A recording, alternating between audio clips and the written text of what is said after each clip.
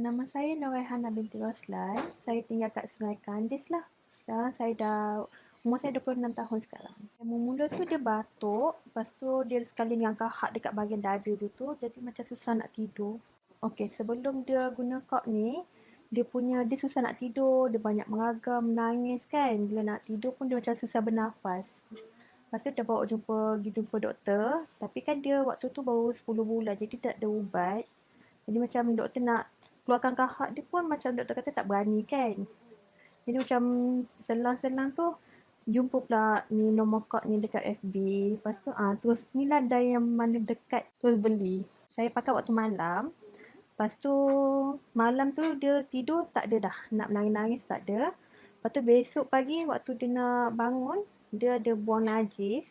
So lendir-lendir tu dia keluar daripada situ. Pakai tu sekali je waktu malam tu je. Lepas tu pagi tu dah nampak kesan. Lepas tu dalam 3 kali je pakai. 3 malam, 3 kali pakai, dah elok.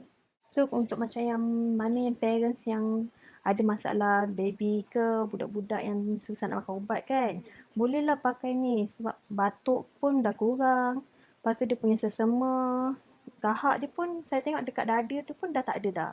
Bunyi-bunyi kan, dah tak ada dah kurang.